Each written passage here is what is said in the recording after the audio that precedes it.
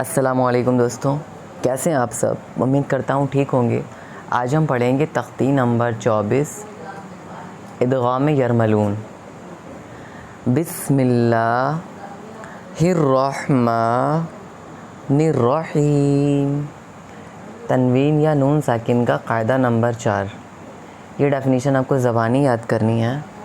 حروف ادغام 6 ہیں، یا را میم لام واو نون، جن کا مجموعہ یرملون ہے۔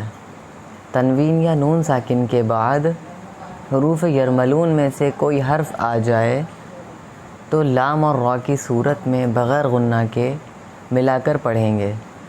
اس کو ادغام بلا غنہ اور ادغام تام بھی کہا جاتا ہے۔ اب ہم مشق پڑھیں گے۔ الف، مشق ادغام بلا غنہ۔ اگر ادغام را آتا ہے لام اور را کی صورت میں تو بغیر غنہ کے ملا کر پڑھیں گے، تو یہاں پہ غنہ نہیں ہوگا۔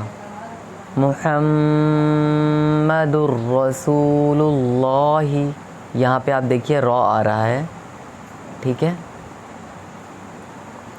من ربک، یہاں پہ بھی را آ رہا ہے۔ غفور الرحیم، یہاں پہ بھی را آ رہا ہے۔ عیشۃ راضیۃ، یہاں پہ بھی را آ رہا ہے۔ اب ادغام لام دیکھتے ہیں، یہاں پہ غنہ نہیں ہوگا۔ من لدنہ، یہاں پہ دیکھیے لام آ رہا ہے۔ کل لہ، یہاں پہ بھی لام آ رہا ہے تنوین کے بعد۔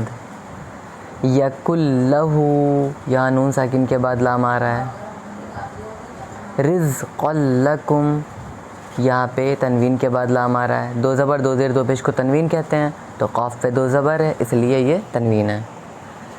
اف لکم، یہاں پہ بھی تنوین کے بعد لام آ رہا ہے، غنہ نہیں ہوگا۔ من لبن، یہاں پہ نون ساکن کے بعد لام آ رہا ہے اس لیے یہاں پہ غنہ نہیں ہوگا۔ اب ہم نیکسٹ ویڈیو میں پڑھیں گے با مشق ادغام مع الغنہ۔ اگر کوئی ڈاؤٹ ہے تو آپ مجھ سے کامنٹ میں پوچھ سکتے ہیں۔ چینل کو سبسکرائب کریے، ویڈیو کو لائک کریے۔ جزاک اللہ خیرہ۔